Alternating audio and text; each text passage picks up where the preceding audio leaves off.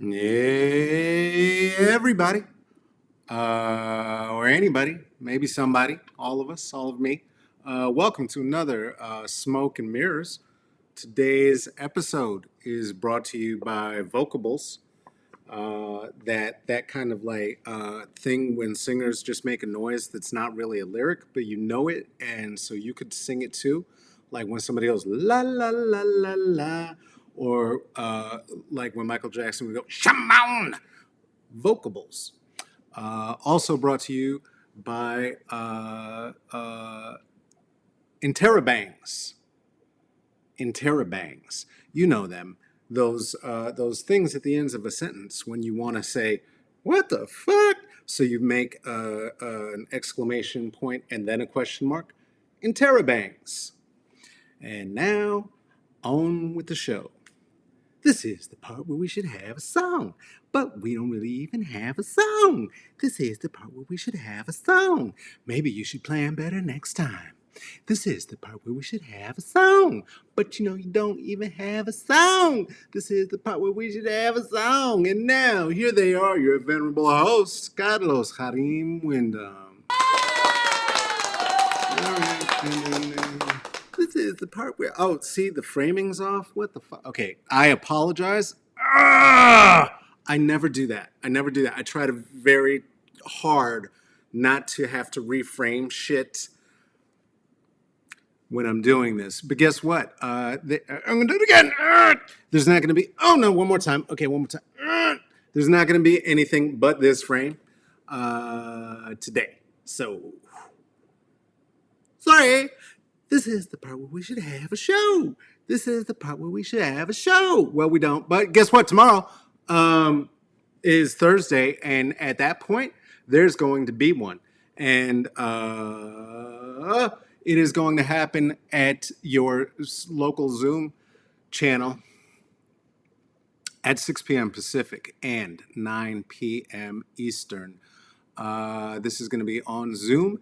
This is going to be Justice Within Reach, presented to you by MRG Foundation. They are still accepting donations. And let me tell you something. You have done a wonderful job donating, because we are in deep donation territory with them right now. We're going to talk about that more when we get there. I know I'm running a little late. We're not on white man's time today because it's too warm for that shit. Hey, guess what though? Is that after that party on Thursday, what you should do is come back here on Friday and let's spend some more time while I am executing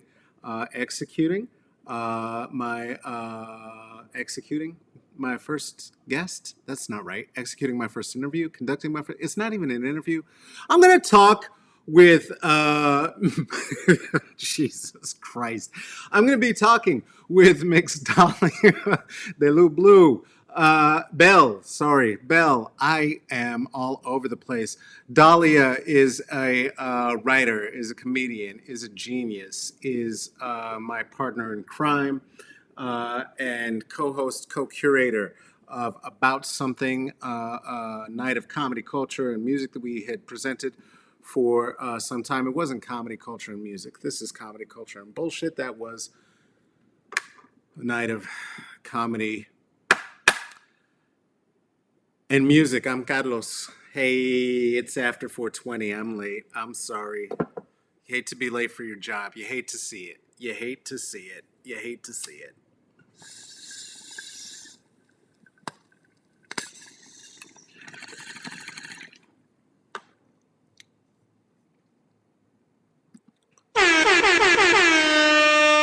We weren't here until the dance hall air horn blows anyway. So,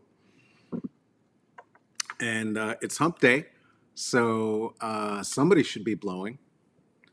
No blowing around here, as I am all locked up by myself. Do you have you a hot bevy? If you do, you obviously do not live in the upper Pacific Northwest and or on the West Coast, because it's a bajillion degrees. Don't. I still think the Muslims were right. I don't care. There are a few things better or more decadent than a nice coffee. And quite frankly, coffee's coffee.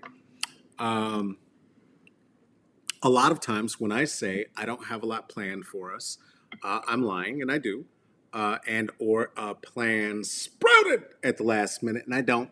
But I did have some thoughts that I thought I would share. Uh, hot tea. I know hot tea is better for you. Listen, okay, if you're gonna be an ass kind of a person to come and tell me, I know, I am aware of this fact. This is still a decadence that I can afford, and we need to do whatever we can to bring ourselves comfort. So have yourself a hot bevy or have yourself a num num. Make sure that you're getting enough stuff in you, though. Make sure that you're going to be peeing a lot. Make that urine. Um, so much is going on in the world. I have a cute thing that I'm preparing, and I was gonna plunk it in here today. And it's a recognition of one of our elders in theater, one of our elders in representation, and I do want to talk about it. I'm going to talk about it. I don't want to do it yet. One, still definitely reeling from the fact that it is nigger hunting season, and I didn't know. Usually, they send us like an announcement, and I don't know. I don't know what happened. Maybe it's because the mail is investigating itself for the feds right now, and so maybe they just didn't have time to drop those off along with the census cards, one of which you should fill out if you have not. I've talked about that many, many times. And if you are somebody who would need convincing of such a thing, then let me tell you right now, love, you're probably in the wrong place. If you haven't done it, you still can, but hurry up and please do. Please do. Um, So I was thinking about how much I like different kinds of chat show formats and what have you, right? That I absolutely don't love, and those kinds that I do. And I was thinking about that because I was supposed to, obviously have a thing to say, and I was going to have a thing to say, and my thing to say. Every once in a while, I see myself through other people's eyes, and so anyway, uh, had I a thing to say, I was thinking to start like with some jokey jokes, right? About this bit that I do about aging past the point of needing masculinity, and it's growing into a thing. But what I don't like on the chat shows is when the allegedly funny people come out and then they sit down and then they just start doing bits instead of being able to actually banter and be funny and come up with shit off the top of their head. And I'm not saying don't drop a joke in once in a while, but like ah, it's I don't love it. I don't love it. I don't love it. And it's not that I don't love the format. I do, obviously, right? But also, too, I don't love some of the artifice of the format. And where there's going to be artifice, I would hope that it would present something fun.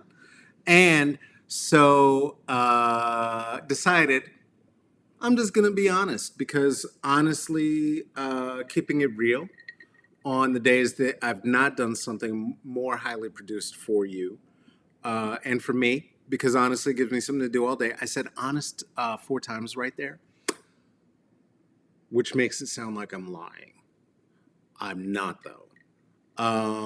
The truth is that it means quite a lot to me that we do spend this time. And it means a lot to me. And it matters to me that if I'm going to give you something of high production, like the conversation that I'm going to have with Dahlia, like the presentation that I'm going to give you and share with you, around the cultural icon that I'm going to present in short order. If I don't do it Thursday, maybe I'll get to it next week. I don't like giving half-assed and half-done things that are supposed to be entertaining. And so, if I'm not going to have a little thing prepared, then at very least, I figured I could be vulnerable enough to be truthful. And so, hopefully, that continues to mean a thing. On the days that I have to admit that the feedback is that it's been somewhat entertaining. So I don't know. I hope this is too. But I was having some real thoughts, in particular around the widening of the scope of gender, of masculinity, and I was thinking about that for a couple of reasons. One is this theory that I'm knocking around in my head. That's the thing I'll dive more into. But the other is that I realized that I was still wearing this tank top, and it was getting very near broadcast time, and I didn't change, because the other thing that happened is, so remember, like, probably you don't. Why would you have been watching this before? That is super presumptuous. I'm so sorry. A short bit ago, I was talking about what it means to be isolating in solidarity so that we are not contributing to Trump's agenda of, I'm gonna guess at this point, eugenics, in terms of the fact that we've capped 100,000 already. We're going right through that, U.S. deaths, and that he is celebrating the good big boy job he's doing. That is bad. I don't like it. And while we are trapped and doing this, I had talked about how cool it is to get everything clean and organized, right? And so when we started this, you may remember you used to have a view of my bed. Gross. I'm sorry. If there was not a channel, there was not a community page. We couldn't be here. It wasn't like this.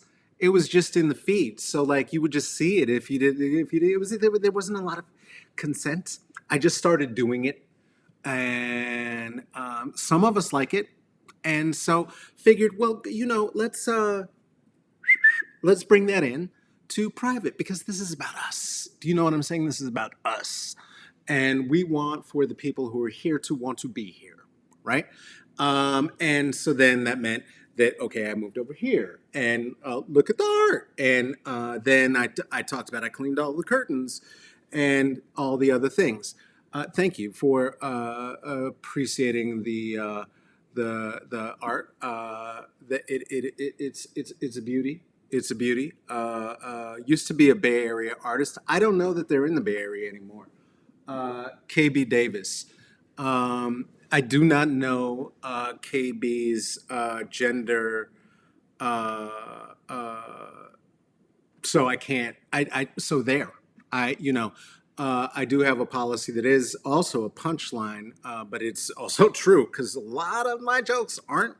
They're just sort of how my brain goes. And so I have, by and large, tried to move toward referring to everyone as they and them, because he and she feel antiquated to me, and also limiting, and also are built of patriarchy, and that false division of self and of us is meant to keep putting coins in the coffers of the aristocracy, in particular rich white men. I'm not interested in that agenda, even in carrying that forward in my language, though I do end up having to speak English and it's all stuck on my tongue like a fucked up tattoo. But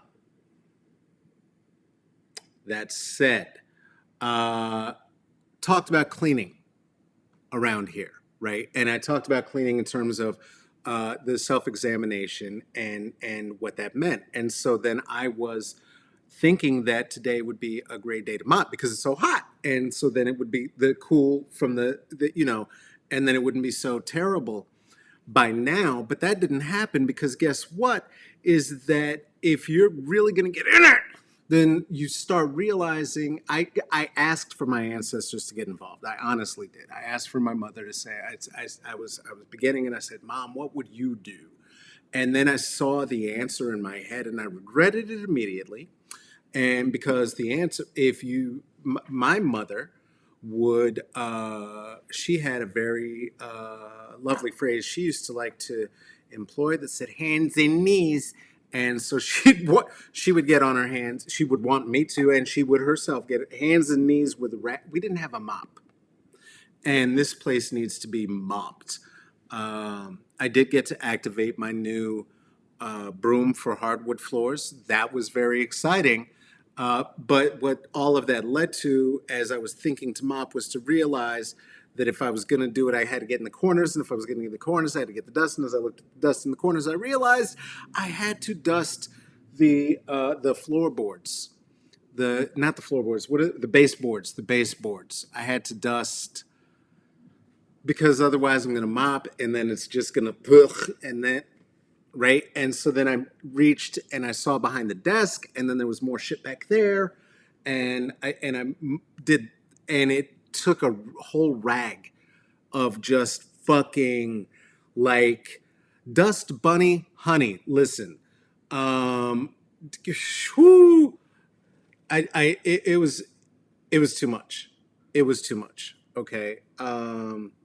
So anyway, got that clean, got that done, throwing out the rags, got to use the floor thing. Still didn't get to actually get to the mopping. It shall happen. It shall happen. And I'm very, very excited about that. What's it? It's using a dish scrubber on floor. Son of a bitch. I'm gonna put this up here too. Look at this. Y'all coming up with the shit. Thank you. Y'all coming up with the shit. Um, yeah, so I'm in it. Fabuloso is going to reign the day, but that also meant that hands and knees baseboards ruled the morning, which meant that I now despite the fact that I am a very pretty smelling person most times, this isn't one. And this is the shirt that I began the cleaning process in. And the whole fictive thing of like going through the motions of putting on something pretty for you. And when I smell like this, but only I would know it, but you wouldn't know it, but I would know it, but you wouldn't know it. And the whole time I'd be like, Jesus Christ, what is that? Like rotting celery? What is it?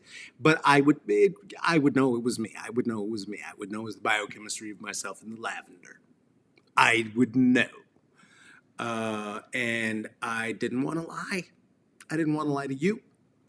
Didn't want to lie to me. And so here we are. It's hot. I'm sweaty. I have iced coffee. I don't have a warm bevy judging me. So it's good to see you. Here's a policy that I do have that some of you seem to have forgotten. It's that if I'm going to be a little bit uncomfortable, I'm going to spread it the fuck around like butter on a muffin, okay? I am not going to be the only uncomfortable one in the room. I am not here for your illusions. I am not here for Pretendsville. I never promised that. Also, I come from a long line of alcoholics, and it's very important to tell the truth and to be very ardent about that, being very much on top of it. Uh, Speaking of the truth, I'm going to pack a little bit more. And speaking of being in an alcoholic family, we all know that much of the rules of alcoholism and how we deal with it in this country are born of the patriarchy, right? Which is how so many of the male presenting, male perceived, and self declared men of our communities, and the last one, I am not being specific to one's biological birth, and I am not here for anybody's dead name bullshit. That's not what I'm talking about. You know what I'm talking about. I'm talking about the studs too. All right, let me be very clear. I'm also talking about my trans folk, my F to M folk. This is what I'm saying about the patriarchy and what it sort of convinces us of. One, that this sort of a smell is something to be vied for, that this is somehow evidence of your work and your masculinity. In the immortal words of, oh, I wish I could remember his name. It just came into my head. It was going to be so smart. Nate Dogg. Oh no, spend 7 days the same clothes. There's a lot of that going on around the men's that is disgusting and unnecessary and has to do with the Protestant work ethic, right? Being on the grind all the time, being the provider and such. Also, the idea that because we are laborers, we must understand we are the capital. We live in a capitalist society. I hope that this is clear by now with this bullshit about essential worker, that we are in fact the capital. We are the capital, right? And so this Protestant idea that if you're not using your hands, if you're not working with them, that the devil can like slide up in there and get in you and like somehow get you. This was really to keep your enslaved labor force and your free labor force working every single day, and you take Sunday off, so you don't lose more bodies because that's your capital. But when you were going to take that off, then you had to go to church to reinforce this idea that if you didn't labor and toil all the time, that then somehow into your soul was going to creep the devil. Which also, it was because they would probably get in there with the raping and the ass whooping. So, point being, I got stinky from working and I didn't want to put on another shirt and do pretense. And in alcoholic families, there is a rule around doing pretense, right? And it's one of the in the patriarchy. There's a rule about doing pretense. It's a thing, a phrase. I've talked about it before. It's a phrase my mother used to say. A good man. Oh, he's a good man. He's a good man. And there's two ways it sounds, right? There's that when it goes up, she's from New Mexico. So when it goes up, he's a good man. That's like, thinking wistfully about the good times in spite of the bad times. He's a good man. That right? And then he's a good man. That when it goes, he's a good man. When it drops like that, you know what that means?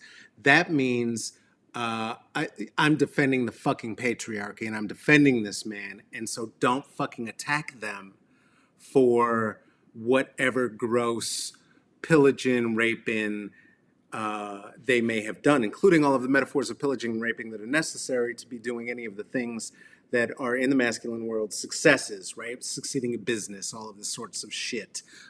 Well, your daddy, listen, you don't talk because he's a good man. And avowedly so in terms of men who follow very well the social scripting of patriarchy, which comes with it the intent to love, but without being vulnerable, without showing true vulnerability, right? And trying to show this impervious bullshit, you end up showing a need to be perpetually right, yeah? So that male presenting people start to think of themselves as the knowledge keepers, yeah, and the goal setters and the victors and the storytellers, right? And women and femmes are to be taken care of. Children are to be taken care of and rescued and all of this kind of shit. And well, I've got to provide for the family, right? And but the thing is, it's true, but there's also the part of, well, I don't want my woman to have to work, right? And says who? Well, we shouldn't have a system where, I mean, maybe we shouldn't even have a system where your survival and food and healthcare and things of this nature are tied to jobbing. Because if it is tied to jobbing, then that means that you have to have a job. And so you will have to go to exploit your labor for a wage, which is by definition what a wage slave doth do. Ooh, I hope you can hear that motorcyclette. Uh, one more time for everybody. Let's just know this: that the fact that it's sunny out doesn't mean Rona's over. So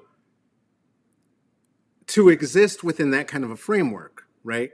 Men like my uncle, who I talked about before, my uncle Rudy, my uncle Bob, even my racist uncle Bob, who married into the family. Fuck that guy. You know, my father. You know, my uncle. It is. Some think in a bloodline, some think in a culture. It is certainly fostered, right? This hard drinking, what Mad Men bullshit. Cocktails in the afternoon, businessman in Manhattan, fuck off, that is fed to us all in terms of what success looks like, and begins to make us lose our shit, lose our humanity and lose the ability to be present with family, because we lose the ability to be present with ourselves because you have to stuff down all of that pain, all of the mistreatment, all of the negligence, all of the non-advancement, to keep your job, to keep your health care, to keep your insurance, to keep your food coming in, to keep food on the table, as the Democrat liberals like to say. And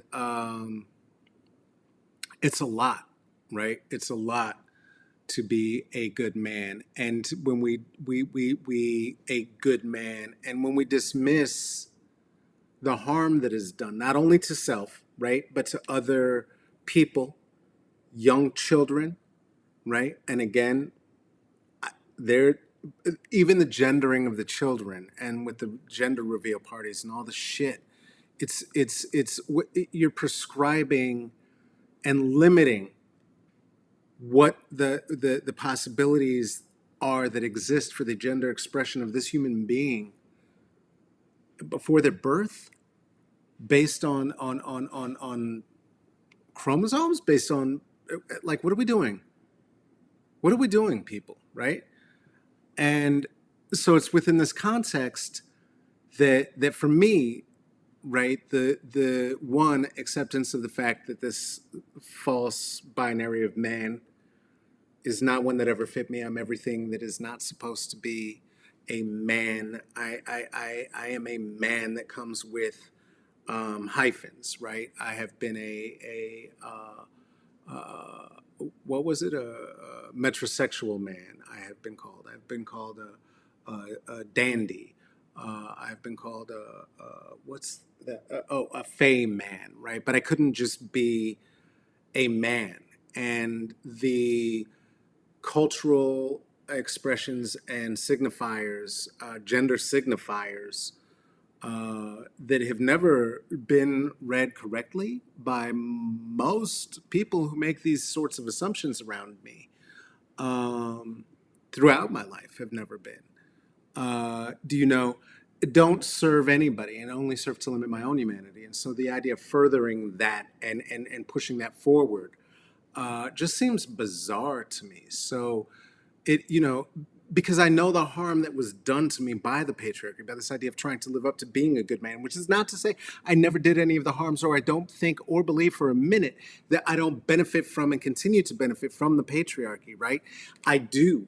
I have unearned and undeserved privileges thrown upon me and thrust upon me right and left. The thing is that every time that happens, I work very, very hard to defer to the knowledge and wisdom of the brown and black women around me to figure out how I can best disseminate that gift that I am then given, and to share it, which is in particular by elevating the platform of the women who are around me and who surround me, and to continue to do the thing that I do that offers meaning where it does, including being able to be representative of someone who is often male perceived, who may have a less probably doesn't, probably can't, may is working to have a less toxic relationship to all of the aforementioned privileges that are given to me. And I do understand that if I find my humanity through this, I do it in spite of the limitations, again, of the instrument, right? The instrument is limited. I've never been entirely comfortable in a body that is prescribed that much wild privilege. And again, privilege, because you got to give up a lot of your humanity to get that access. Access, I guess, more than privilege, right? And so to be able to tell the truth, right, means having to really explore what it means to sit here in this tank top being stinky with you. Woo! Thank you for this therapy session today. As ever, thank you to my friends at the Bloom Dispensary. I am still on that Narnia, but it's good stuff. It's good stuff. If you happen to be in, I don't know, Portland, you should get there. You should get there with it.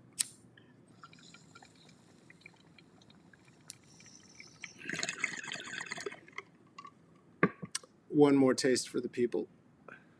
Well, I am perpetually surprised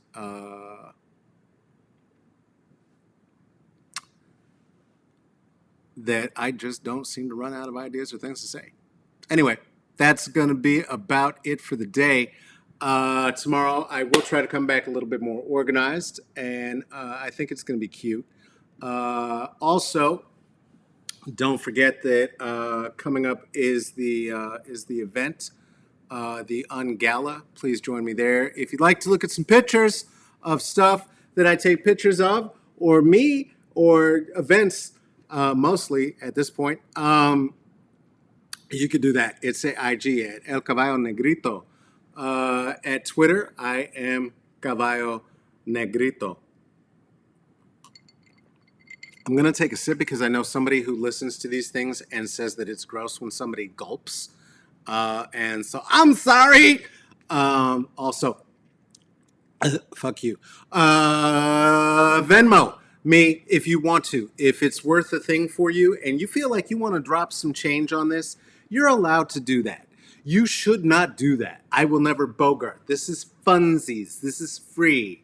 But also, hey, get at me if you'd like to. Drop 5 on it. You're allowed to do that. You could do that at Venmo at Carlos-Wyndham. You could do that at Cash App at $CK Wyndham. You could PayPal me if you want to. Again, that's at CK Wyndham. Guess what? If you wanted to be a patron of the arts, see, right there, that was one of those interrobangs that I was talking about before. Okay. But if you wanted to be a patron of whatever the fuck this is, you could do that at Patreon. I would love for you to become a member for $5 a month, which would mean that when I was saying, hey, you could drop 5 on it, you would be one of the people who could just ignore that and know that you got access to exclusive shit. You got access to all sorts of talks, and you got access to all sorts of dopeness. Come get some of it. I'm gonna send some presents and stuff to people too. It's gonna be cute. What else? I think that's about it. Thank you so much for spending a little bit of time. It is a pleasure as ever. And please take care of yourself, take care of each other, and wash your hands. And I'm only putting this here in case you missed it yesterday, and because I find it incredibly gross and disturbing. And if I look at it, it. Uh, okay, all right. We'll see you next time. Stop doing this, by the way, too. Stop with the fucking kissing of the dogs and the.